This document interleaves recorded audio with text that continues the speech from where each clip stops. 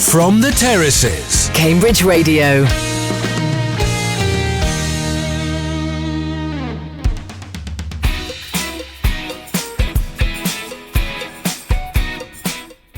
This is From the Terraces, Row Z, and we're back for a new season. I'm Daniel Baker.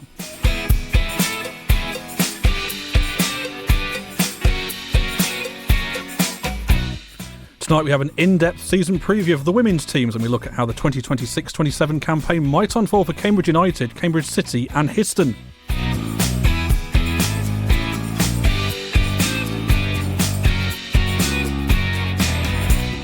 Cambridge United are already underway. We've got post-match reaction to their opener at Billericay, and Tim Armitage has been speaking to manager Ethan Scott and some of the other key figures hoping to drive the youth to success this year. Cambridge City stabilised last season after back-to-back relegations, but Kevin Parsons has high hopes for the season ahead as he prepares for his first full season in charge. And how will Histon fare in a high league? Manager Darren Marjoram has been talking to us as they look to build on a flawless 2026 campaign where they won 22 out of 22. And we start tonight with Cambridge United. From the Terraces, Cambridge United Women. So I'm delighted to say I'm joined in the studio tonight by Tim Armitage for the first Row Z of the season. Very good evening, Tim. Thanks for joining us. Good evening. How are you doing? Very well, thank you. And yourself? Yeah, not too bad, not too bad. Good stuff. We've got a lot to talk about, really. This is the first dedicated women's football hour we've done From the Terraces, so a lot to get our teeth into, and you'll obviously be keeping across all of that this season. We'll be covering this regularly on Row Z throughout the season. We're going weekly, by the way, as well, every Thursday from 6, and we start with Cambridge United. It's all changed, isn't it, really? Let's start with the ground, first of all. They're going to be playing at Grange Road this season. Just how much of a boost will that be for the club and the city? And do they actually need to be playing in the city? I think they do, don't they, really? I think they do. It's very difficult. They've been playing out at St Neots for a long time, which is a great facility, but it's a long way from Cambridge, and their average crowds have been relatively low, except when they've been doing special promotions where they've got extra people in. I think this is a monumental shift for the club. They've integrated the women's team over the last few years, and gradually they've become more and more focused on offering that alternative. And we've seen a board member for the women's football, Giselle Otting, was on the board, was elected onto the board, I think, a couple of years ago now.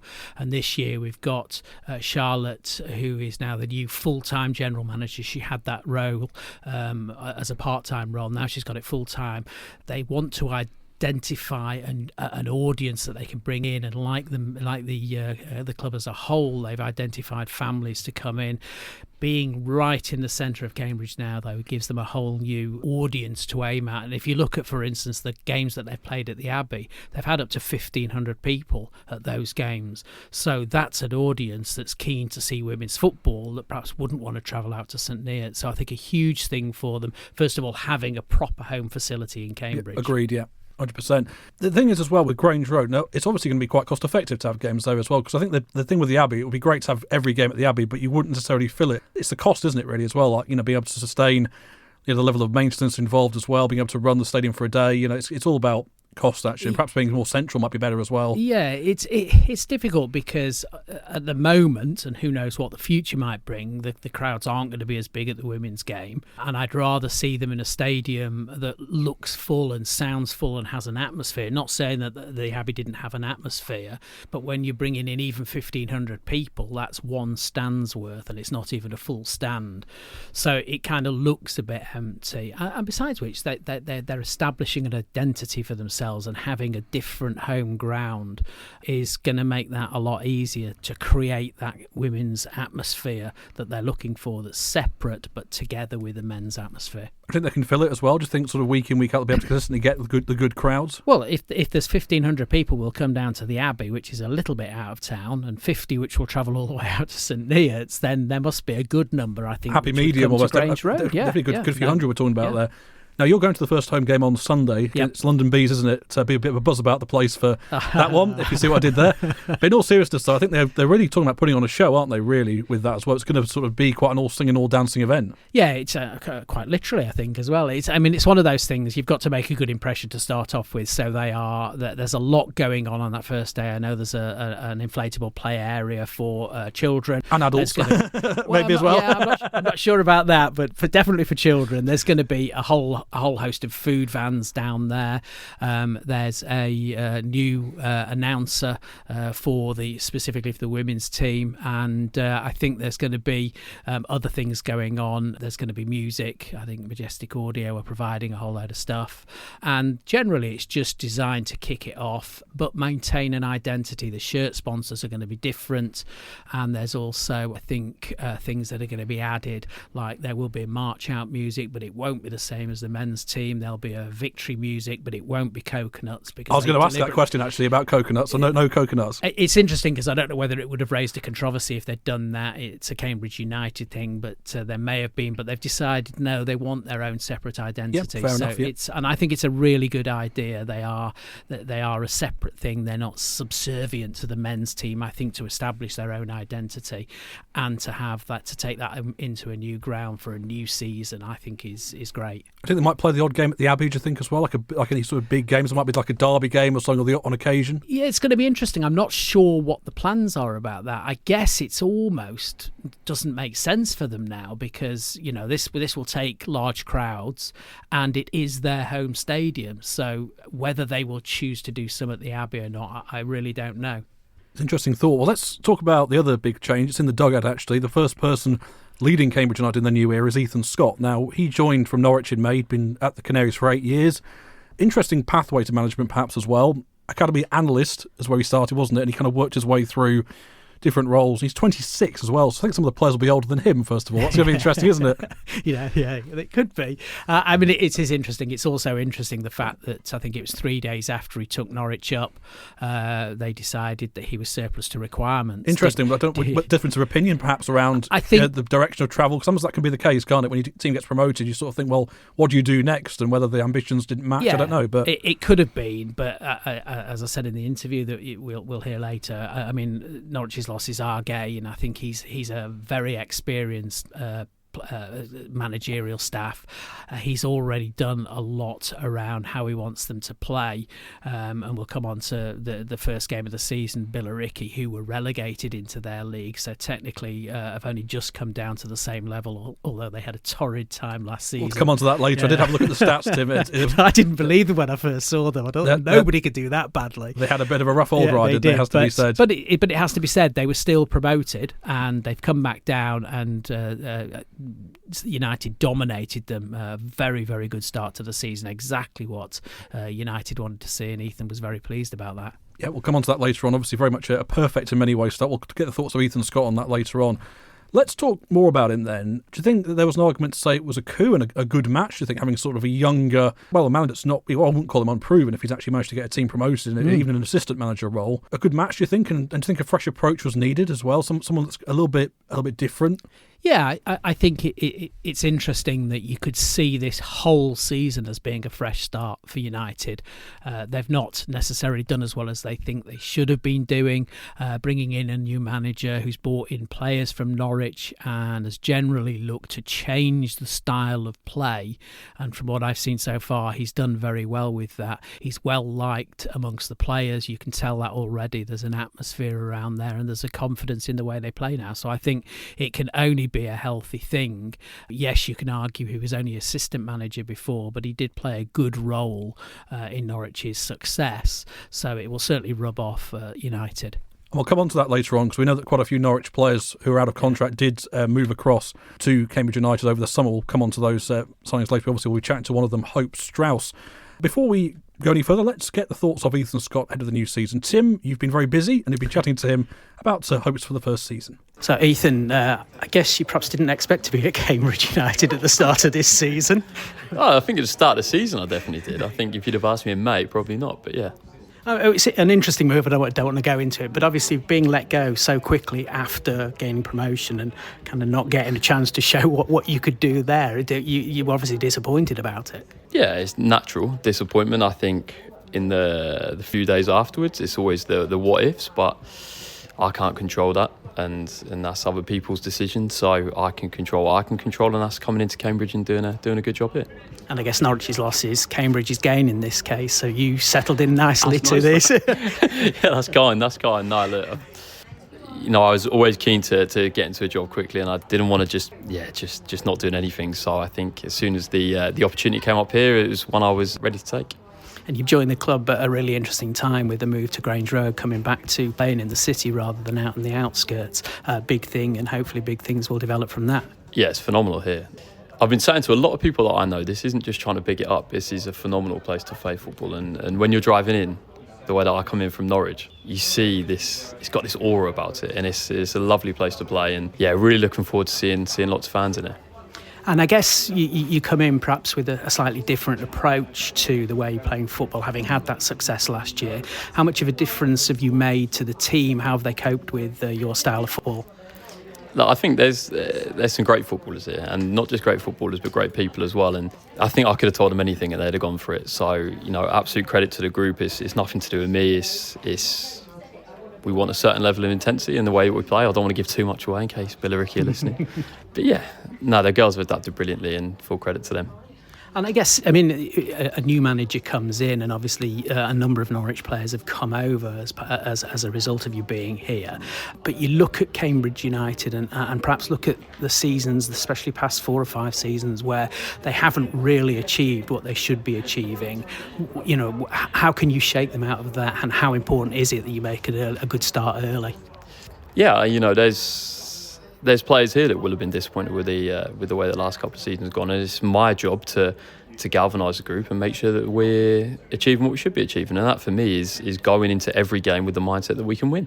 And perhaps a pre-season obviously spoiled a little bit by the extreme heat, and also Wroxham not playing last week, unfortunately. But are you ready for the season?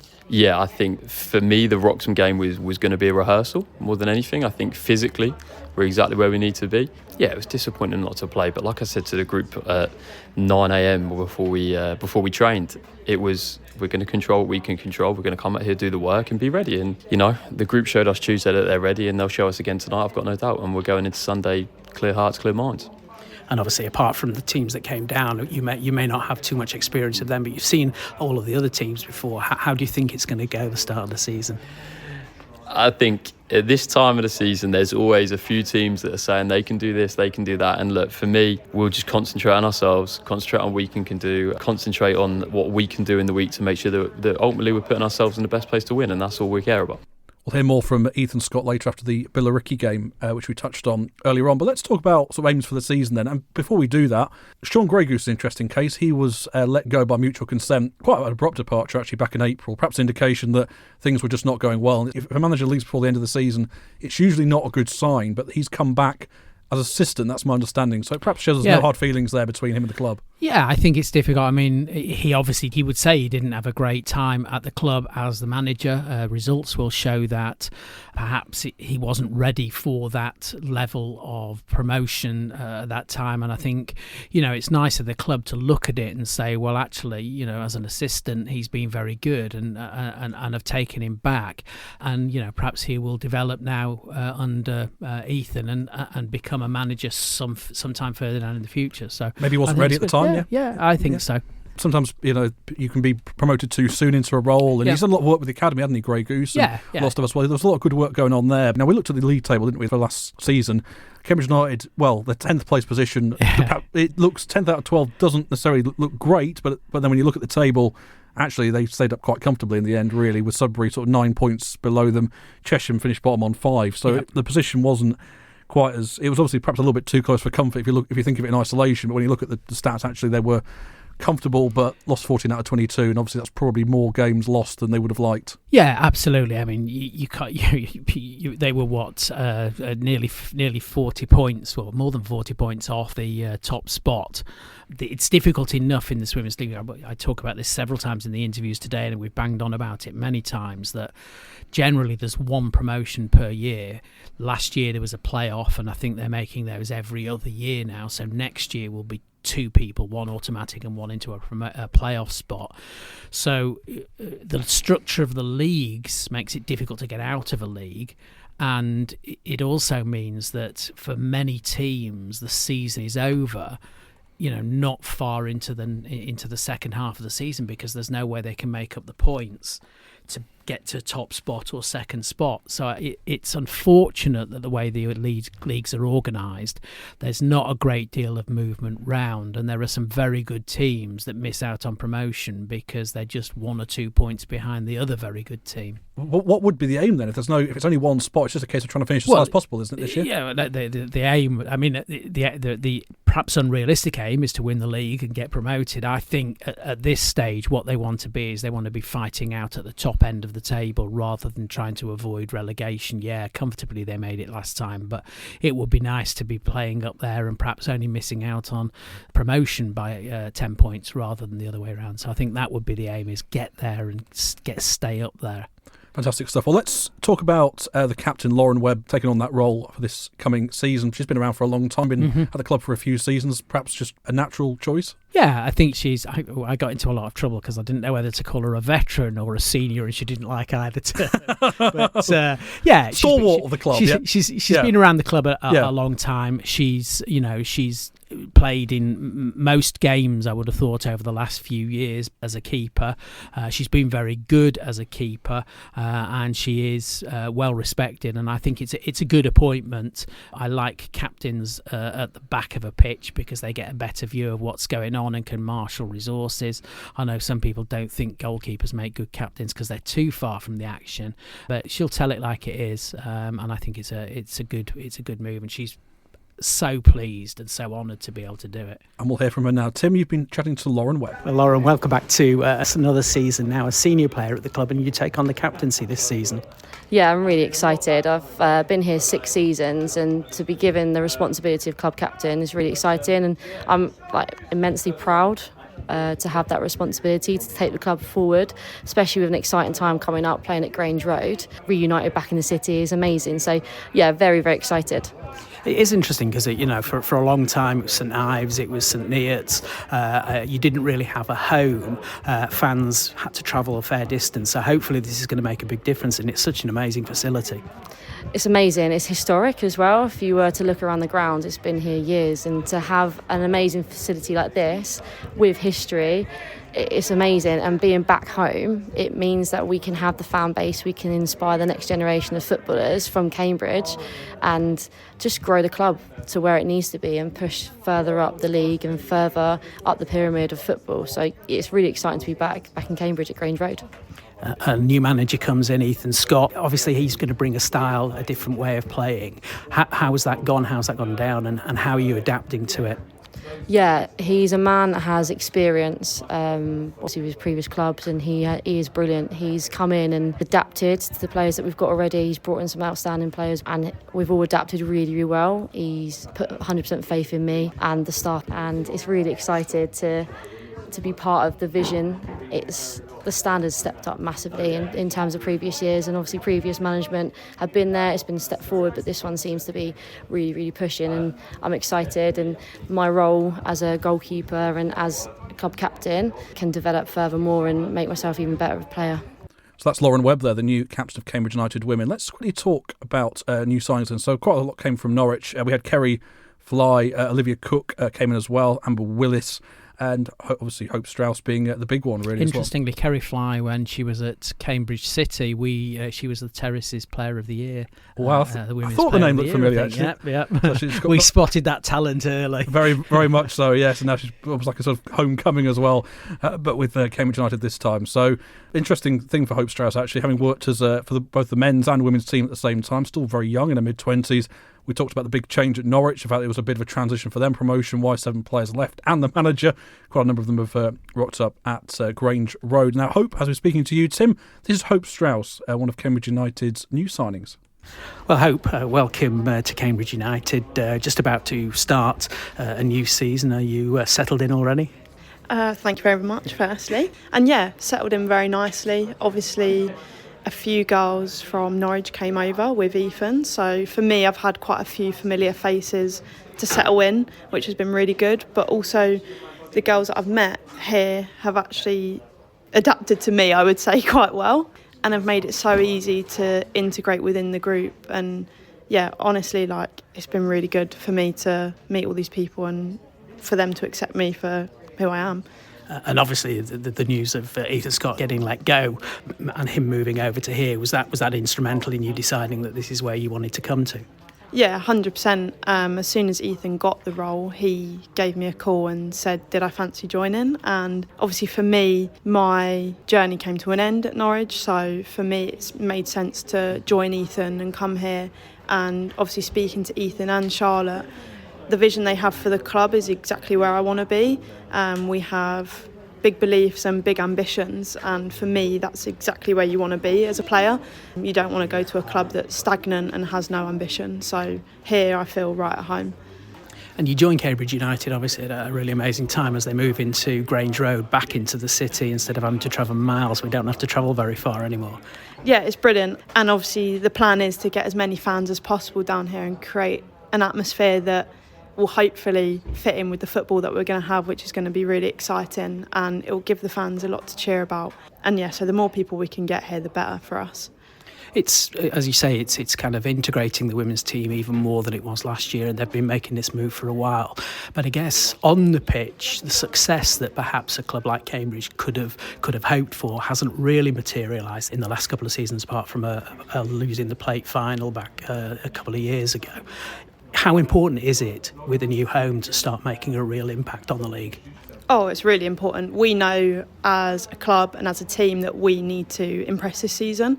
We need to make sure that we're playing good football week in, week out, that not only brings fans in but makes people notice us as a team from other leagues or in the league itself. We want people to come here and for us to go to places and for teams to worry about it. We want to create a team that is capable of beating anyone in the league, and for me personally I think we can, and honestly I think we are producing good football.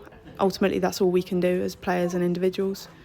And the weather's not exactly making pre-season a pleasure to go through, but how are we in terms of readiness for the season?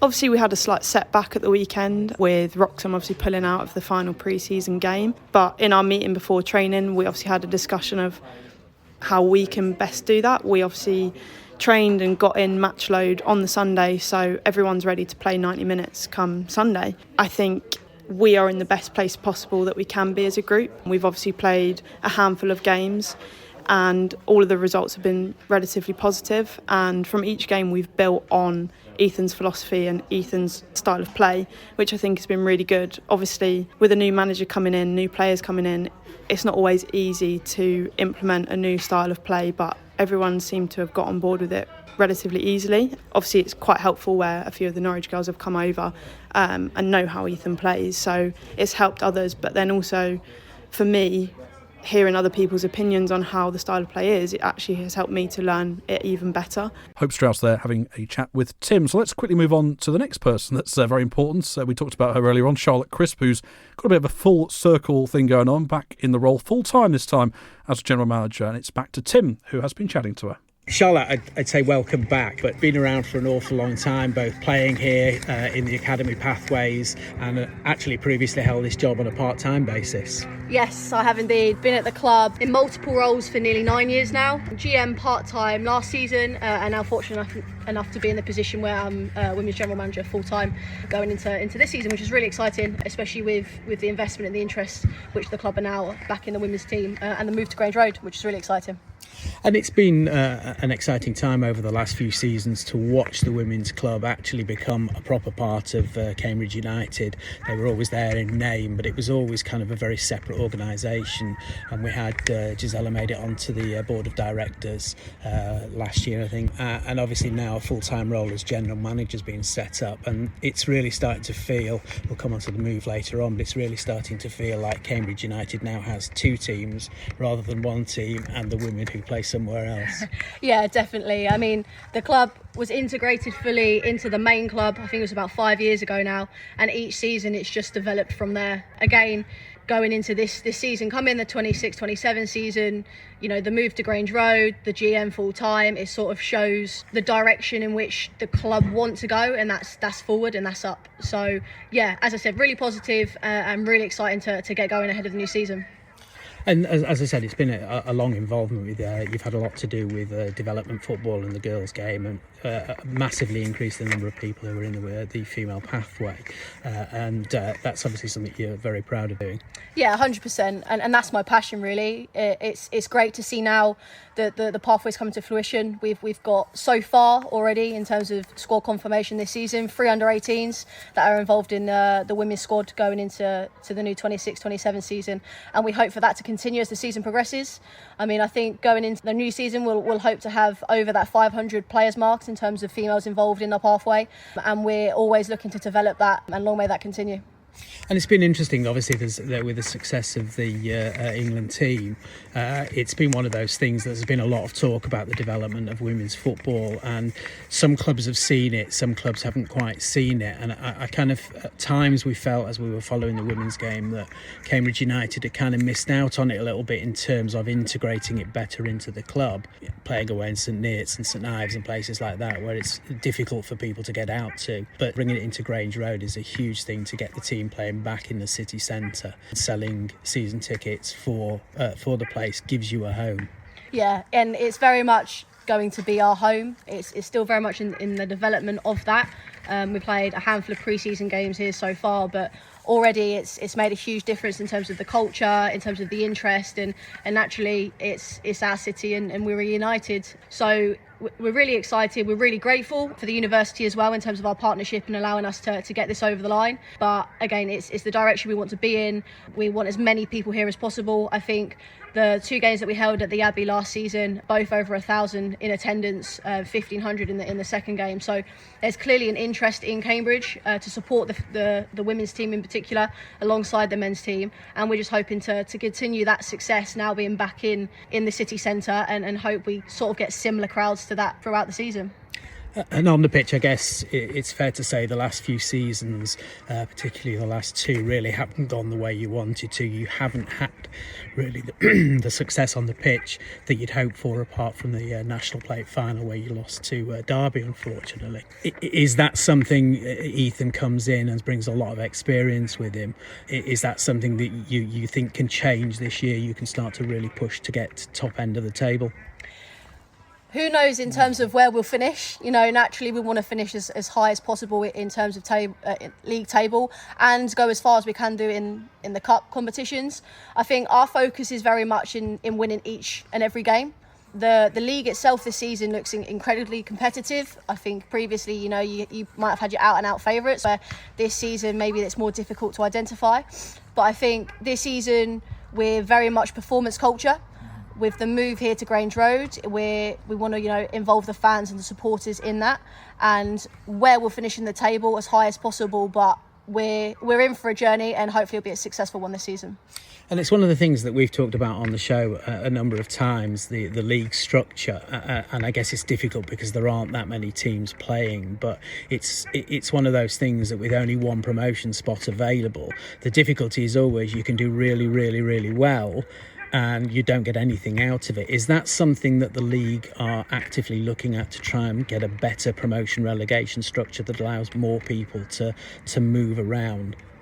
I think that's something to the league to probably question. I mean, I know they're always looking to make the leagues more competitive. I think there's potentially more competition depending on location as you look around sort of nationally. But if you look at Norwich and Fulham, who were the two front runners pretty much the whole of last season, you know, I think Norwich only missed out in that automatic place by a couple of points. So it's extremely close. And, you know, if Norwich didn't go through and go up in that playoff, then you probably would say they've had a fantastic season and got nothing out of it. So it is tough, but that's just the way it is and something we'll have to accept. And, you know, if we get into that position where it becomes of interest, then great. But at the moment, we just focus on what we're doing, and hopefully we'll look at those promotion places in the very near future. Who knows?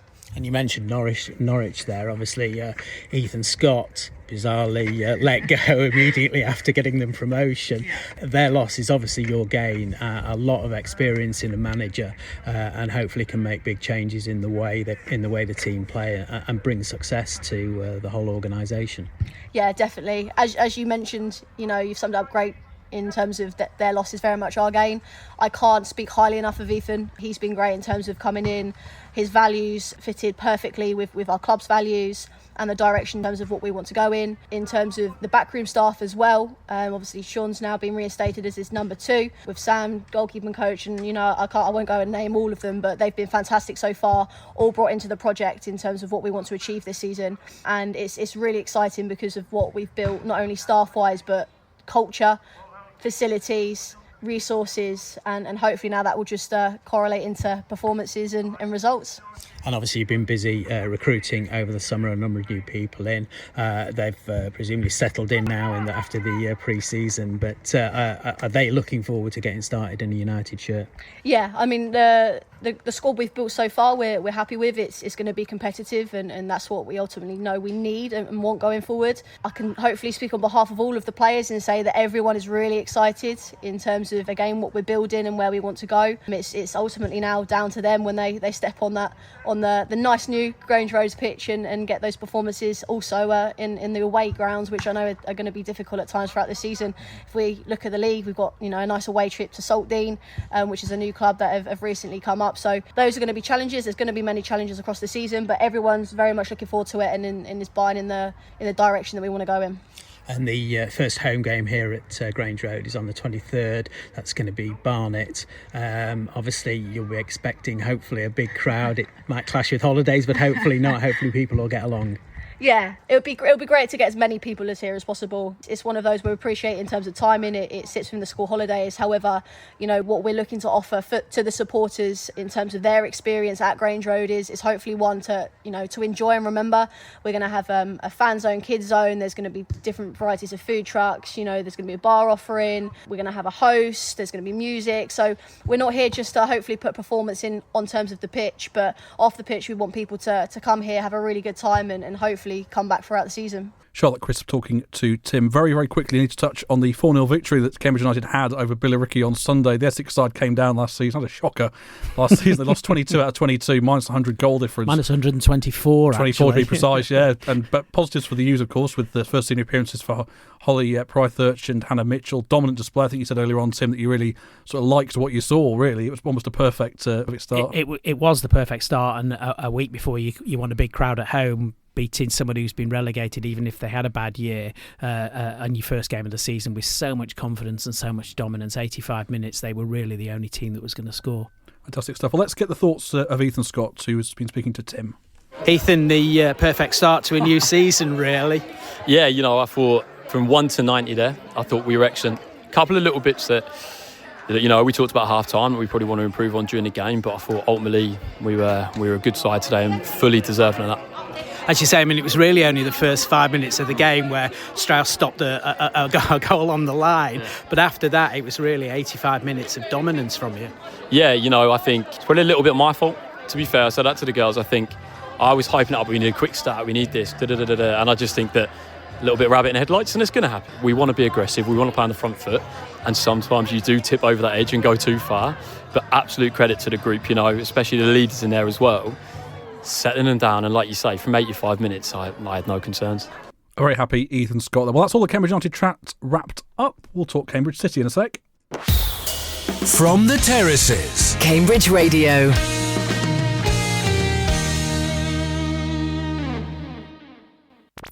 From the Terraces, Cambridge City. It's time to talk all things Cambridge City here on From the Terraces Rosehead. You're listening to From the Terraces Rosehead with myself, Daniel Baker, and Tim Armitage. Now let's talk about City. They've undergone a lot of changes really over the years in the dugout, especially. They've had different managers coming in to stabilise. We have Kevin Parsons now. We'll chat to him shortly. You've been speaking to him, Tim, actually. And he sort of came in at the end of the season, didn't he, to sort of manage a couple of games, and then last season, there was that consolidation, wasn't there, as well? I think after you get relegated twice in 2 seasons, you've got to just try and stabilise, because going down for a third time in a row could have been quite damaging. I think they did pretty well to finish 6 out of 12 and be 12 points clear of the drop zone. Yeah, they had a good end of season, and they kind of recovered to finish respectably position-wise. Still a lot of points back from the top end of the league. But yeah, as you say, double relegations 2 consecutive years. The danger is you go into free fall, and that can be really bad side, you lose any confidence you've got, you lose the players, they move on to elsewhere, you can't attract them in because you're now playing at a lower level. So great for them that they've stabilised. This is an important year for them. It really is, and also youth's been very much an important part as well. I mean, when you have a young team, it's very intriguing because sometimes, with a young team, you think, okay, you can have a young team now, but they'll get better with time. You sort of build a team and it grows. I think that sometimes it's been done out of necessity as well. Players have sometimes had a bit of a baptism of fire, but many have swum really, sink or swim, and many of them have really stepped up. And considering they're still in their teens, I don't want in any way to blame the youngsters for that second relegation, but it was kind of in a bit of free fall at that stage after the first one. It was a thankless task, though, wasn't it, as well? Yeah. I mean, great for them to stick with it. But it was very, very difficult those 2 seasons, and hopefully this year under Kevin they can stabilise and actually then go forward a little bit. Yeah, no derbies this season because obviously Fulbourn went down, Histon went up, so obviously there's a lot more travelling to be done. Looking at the league table, they've got Thetford, Luton, Ampthill, Dunstable, Stevenage, Hitchin, quite a lot of things. Of course, still got a Newmarket derby, so that's something to hold on to. We've talked about summer signings as well. Obviously we talked about Newmarket kind of being raided in a way with Katie Walker, Abby Griffin, one of several arrivals, and actually City got off to a winning start, beating Hitchin Bells by 1-0, and that's pleasing for Kevin to get off to a start like that. Yeah, absolutely. That's what you want. You want to say, if this is the year where we're aiming to get better than the position we were in last time, so we want to be top 5 in the league, then you need to start strongly. Hitchin Bells, one of those sides that over the years have played good football, so to win 1-0 is a great result for them. Win's a win. Let's get the thoughts of Kevin Parsons, who's been speaking to Tim. Okay, so Kevin, it's been, I guess, over recent seasons, it's been quite difficult for the women's team at Cambridge City. There's been a number of different managers. There's been players coming and going, and league results that saw you relegated 2 seasons ago. But last season you consolidated in the current division. I think you finished around 6th in the table. How are we feeling now in terms of, has everything settled down and things are definitely going to move forward? Yeah, so unfortunately they were relegated 2 years on the bounce from Tier 4 down to Tier 6. And last year then sort of consolidated and finished 6th place, finished actually quite strong. I joined for their final sort of 2-3 games. Yeah, we won the last 2, 3-0, 4-0, both away at Moorbarton and Biggleswade. And they finished the season strong. So a lot of the players, they had quite a thin squad, and a lot of the players, as they turned 16, they had a successful under 16 side. And as they were turning 16, basically joined the team, and the team there back end of the season got stronger as they got senior football experience, etc. So they finished off really strong and had, a real good sort of base to build from. For myself coming in and planning the summer, that was sort of can we push forward and hopefully take them back to the leagues they were in previously. And obviously you've just gone through pre-season. We'll talk about the first game of the season in a second, but how's pre-season gone? Are you where you want to be at the opening games of the season? Yeah, so again, over the summer, the plan was to add players. We had a young squad to add players with a bit of experience at the level, age-wise and sort of game-wise, to help really the young players and the young squad that we did have. So yeah, I feel we recruited sort of 6 brand new players, which has been really great. Jess Morley, Katie Walker, and Abby Griffin joined us, all played higher level. Emily Maven also joined us from Cambridge United, Keely Cole and Holly Dryland. So 6 players that have come in and have added to what we had. And we had, luckily as well, Emily Trezize, who used to play for the team back in Tier 4. Had been away at university, etc., and has come back. So she's now re-signed. So we've got 7 good additions to add to what we had.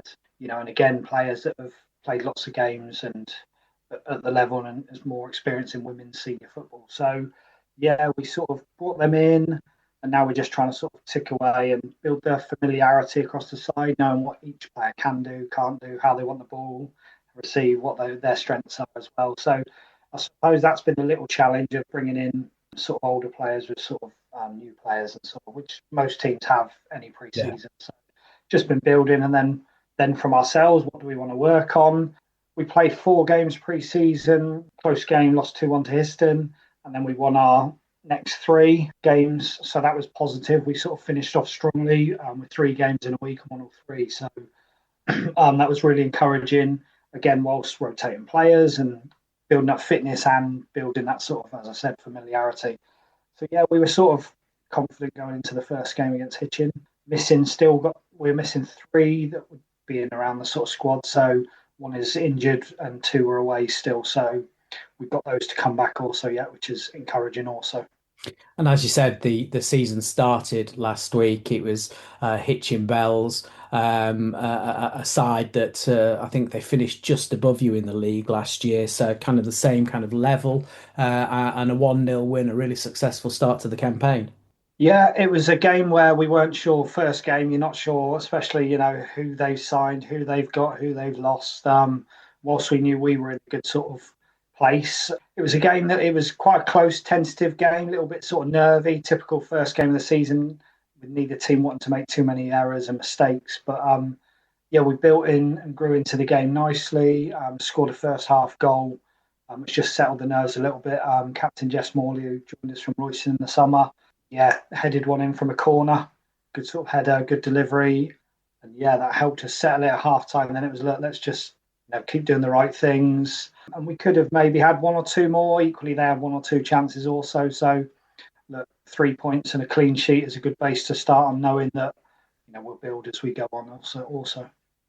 Yeah, and you've got a strong run of games coming up, with a game pretty much every week until the end of September. Obviously, after the Hitchin Bells game and the league success, you're straight into the Women's FA Cup, and it's obviously, as is the men's competition, it's a competition that allows people to play better and better teams. You're looking for a good run, obviously, in that competition. Yeah, so we start with Soham, who are in the sort of CAMS Premier Division. Look, not going to be easy by any means. They've, we know a lot of their players, and they've recruited some good young players also. So that's not going to be, an easy game by any means. Equally, the FA Cup, the prize money now in the Women's FA Cup is excellent. They've really pushed the prize money and trying to benefit clubs a lot lower down the pyramid, which is good. So there's good financial benefits to doing well in it also for clubs lower down the levels. So for us, look, if we can get 1 or 2 rounds, excellent. But like I say, we've got to get past Soham first. And then if we do, then it's, I think, Colchester United away, who coincidentally we played in pre-season. So we know a bit about them. But equally, we've got to get past Soham Town. It looks to be quite a strong league. There's a league this year. There's some good clubs in there that I've seen before, and it's the usual problem: 1 promotion place available. I won't pin you down to whether you set yourself a target and everything else, but what would a successful year look like to you? Well, I suppose really the fact we finished 6th last year and consolidated back in the league, so it would be above that really as progress. But equally, look, every team wants to aim high, and when you start the season, everyone's aims at is to try and be at the top. And look, we're no different. We've got ambitions and ambitious players and coaching staff, and we want to be right at that top end of the league. Yeah, absolutely. And I guess obviously being part of Cambridge City, you're part of that whole Sawston development, which obviously makes it potentially a little easier to attract players because of the good facilities you've got there. And you're looking to get people coming in and watching games, which would then bring in gate money as well. Yeah, and that's the thing from the club. The club are backing us, and one reason I come, and I was at Newmarket previously for 5 seasons and come across, and it was just everything that you want from a club of back in the women's section. The facilities are excellent and second to none locally, really. And it has been 1 or 2 players have come in, and we've had discussions, and we showed them around behind the scenes, and they've been blown away. And look, if it's helped us recruit 1 or 2 others, from other clubs, then excellent. And that's what we should be proud and promoting, and that's there to benefit us really. So Kevin Parsons there chatting to Tim. We'll talk all things Histon shortly. Darren Marjoram has been looking ahead to their season. Keep it locked. From the Terraces. Cambridge Radio. From the Terraces. Histon. Time to talk all things Histon ladies now. Now, they've obviously had a fantastic season, Tim, last year with 22 out of 22. I mean, you always sense that they were building something, don't you, under Kevin Jacklin before when they finished second. Only those 2 defeats in that sort of season before Darren came in. And what can you say about that, really, other than it being perfect? Yeah, I was going to say, well, it's perfect, and that's literally all you could say about it. And it's one of those things where I think in the end you got two different types of teams playing against them. Those that saw it as a massive achievement if they could beat them and they were really trying hard, and those that kind of almost gave up before they got there. So it's I mean, what can you say about a perfect season? The name says it all, perfect season, and it was done so well, and it never really looked to be in doubt. That's the thing. I saw quite a few of the games, and they were dominant in every game they played and went up. And then the gulf between leagues is big sometimes, and interestingly enough, I think they found that out quite quickly in this one. Although, as you'll hear in the post-match, that Darren thinks that they gave as good as they got, they just weren't as clinical finishing. So yeah, we'll come on to that shortly. But the thing is, do you think that Darren overachieved in his first season? Because I think it was interesting how the move came about, because he was going to take a sabbatical, and then the phone rang, and then he, Kevin and him had a conversation. Yeah. Then he came in, but what was that? Exceeding expectations. No, I don't think so. I think Darren was unfortunate at United. I think it didn't work out for him, but he did get them to the plate final against Derby that they lost, unfortunately. So they've had some cup success, but league success just didn't come for him.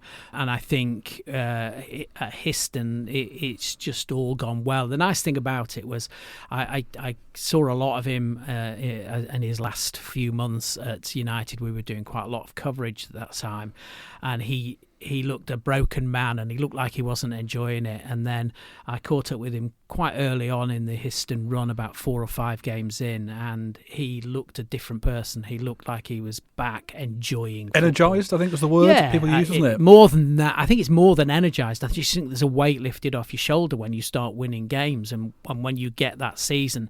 Did he overachieve? Well, you could argue yes, because it's very, very difficult, even at the women's level, even further down the leagues, to be perfect and not slip up at all, especially because they won the Invitational Cup as well, when United would have been the favourites for that, and they're higher up the league. So you could say he overachieved, and it'll be interesting to see how well they cope this season. There is a big difference, like I say, between the standards of these leagues, and they found that out against Haringey, a very strong side, admittedly, but they came back to earth with a bang, should we say. Hopefully not too many days like that. But let's talk about other things. Obviously, we know they won the Invitational Cup last year too. That was a real cherry on the cake. But players is an interesting one, because I think, we know at this sort of football, you don't get handed a giant kitty of, or war chest to spend money when you've been promoted. It doesn't work like that. Nope. So it's very much a case of trying to persuade people to stay. And obviously it looks like people are very invested in the project, and respect Darren, because I think at least 10 players, from counting, are staying. It's more or less the same core of players. And Evie Nichols is obviously the one you really want to keep, because she was scoring the goals left, right and centre, really, and for fun. And I think that's part of what's been built at Histon, is there was an atmosphere amongst the players. It's a family, and it's often talked about in football. It's a family, and we get on together, and we play together, we train together, and we enjoy each other's company. But there's a definite ethos there, which encourages people to stay. Yeah. So the division this year is a case of 12 teams in the division, 2 go down, and the aim will probably just be to stay above that sort of dotted line almost. Yeah, I think that's the thing. Is I didn't hold Darren to a prediction, but what he said is what's going to make him happy. What is he going to be satisfied with? Staying up is the thing. As Billericay found last year, you go up, you get hammered all the time, and you go straight down again. You don't want to do that. You want to be able to have that chance to consolidate. So staying up is the first hurdle this year. Fantastic. Let's get the thoughts of Darren Margin. He's been looking ahead to his second season at Bridge Road. Speaking to Tim. Well, Darren, it's good to see you at the start of a new season. Let's just touch back on last season, just to set the mood. Obviously, I mean, the perfect league season, and then you finish off with the County Cup win against Cambridge United. It really couldn't have gone any better for you. No, I've had this conversation with a few people over summer who said, how do you go any better than that? And we could have gone a little further in the FA Cup maybe, but realistically we were never going to win it. So yeah, look, as far as the season goes, that was pretty much the perfect one. And the trick now is going to be, can we back it up with something this season? And I guess that's the difficulty, isn't it? You've got to approach this slightly differently because all the players have achieved all of that success last year, but it counts for nothing. Now we're starting a new season, especially at higher level. A lot of clubs sometimes struggle to establish themselves at that level. Yeah, it's a big jump as well. I've done it before with St Ives, and going from tier 6 to tier 5 is a huge jump. You got to think there's quite a lot of players that have played tier 4 quite regularly are in this league. Like some clubs are able to pay crazy money. Atletico London, for example, taken on a full-time manager now this summer from West Ham, who's A licensed. They've now just this last week announced they've got a full-time assistant manager to go with the manager, and on their board of directors as the director of football is Daniel Carty, who played for Arsenal for many years. So that's the kind of level that you're up against in tier 5. It's very much what tier 4 and even 3 were not that long ago. So yeah, it's a big jump, but we obviously last year were ready for the test, so it's going to be tougher, but one we're ready for. And obviously we talk about this a lot in the women's football, is the way the league structure works. It's only one up again this season, and that's a kind of a difficult thing if you've got a side that's dominating. Last year it was you, but obviously this year it's more likely to be one of the bigger clubs that have come down or have been in there for a while. Yeah, absolutely. Yeah, so you look, and we've unfortunately our start is tough as well. So we've got the likes of Haringey away, and then we've got Royston, we've got Wroxham, and they'll all be good sides at this level, and they're all. Yeah, as you say, quite often there can be. Last year it was Stevenage in this division, a fairly dominant team that can start to run away with it a little bit, and the job of everybody else is to try and hold them back for long enough that you can stay competitive. And I think that's the trick really, is to try and be in touch. You can't necessarily say you're going to be top of the league at Christmas, but if you can be in touch, you've got a chance. You can sign a couple of players that can change everything. I think that's what the rest of the league have got to do this year with those teams that are right at the top end, and we're in amongst that. And you were saying just before we came on that you've managed to keep most of the team, a couple of absences for university and for travelling back to the US. But apart from that, are you pleased with the squad that you've got this year? Yes, very much so. The big thing before the season even ended, myself and the staff were talking, and I know this again from my time at St Ives and from Cambridge, it's very important to try and retain the large majority of the core of your squad if you've had a successful season, because they've learned everything about how you want to play, what they do in each position on the pitch. And if you was having to kind of get rid of 8 or 9 and bring in a whole new squad of players, they've all got to learn that process again. So retaining what we've got was really important. We've done that. There's just a couple that we can't retain. One's going, as you said, one's going back to the US, back home, and one's going to uni in Exeter. So nothing that we can do about those ones, but everybody else has decided to stay despite interest from other clubs. So now it's we've added 2 or 3, and we want to add a couple of 3 more, and that should put us in a fairly good place. Obviously, on the back of such huge success last year, what did you say to the girls as they first came in for the first training sessions? It's a big jump, and we've got quite a lot of players that tier 6 and maybe tier 5 is as high as they've gone.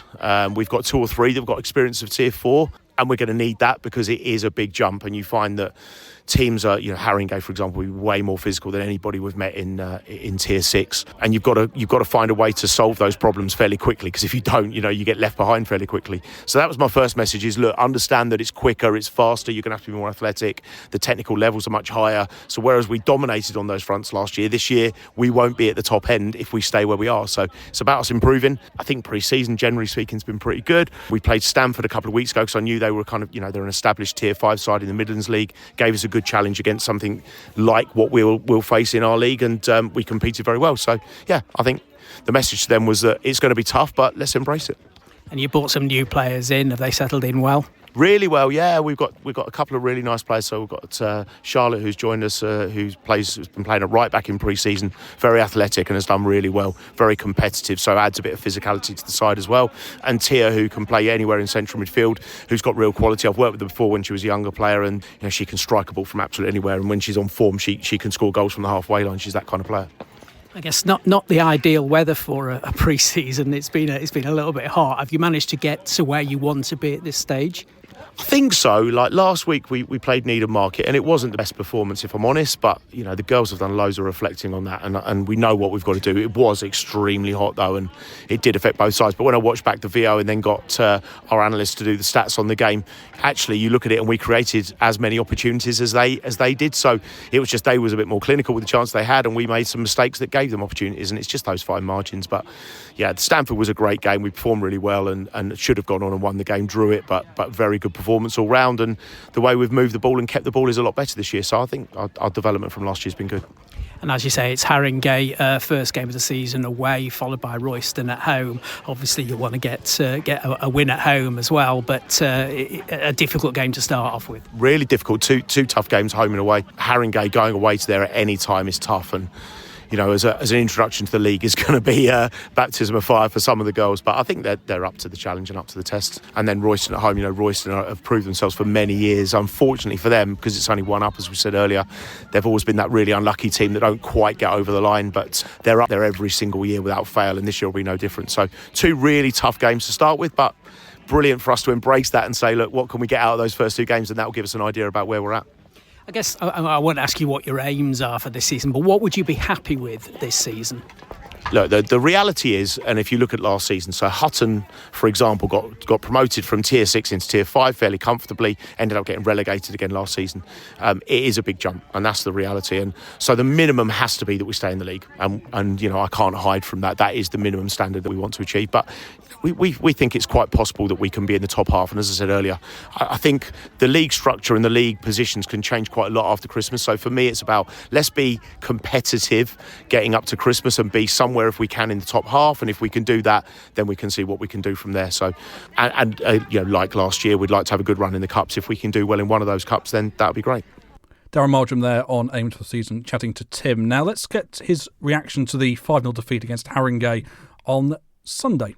Let's hear that now. We knew it'd be tough. We'd spoken about it. We wasn't hiding the fact that it'd be tough, but equally you want to be competing in every game, and the scoreline says that we didn't. And the slightly frustrating thing about it is that when you look at it, we've had, within one shot, we've had the same number of shots as Haringey have. It's just that they've been very clinical in front of goal and we haven't. And in the other end, in the other box, we've not defended well enough and they've defended better. So it's frustrating because the process when we got it right looked good and we created plenty of opportunities. We do just need to be much better in both boxes. Darren Marjoram there talking about the Haringey defeat for Histon. They're obviously all our teams are going to be back in action again soon. Of course, talking about that London Bees game. You'll be there, Tim, of course, for that one. Yeah, I will indeed. And we'll bring you all the updates from the women's teams. They're all going to be in action again soon, and we'll give you all the latest updates. Scores on Sunday, and every week, of course, on From The Terraces, Rose Ed, we'll have all the latest women's news and reaction. Tim, thank you very much indeed for your hard work today. You've been a busy bee indeed. Cheers. As well, thanks for everything you've done and your contributions today. That's all we've got time for. And Scott will be back in the Terraces hot seat on Sunday.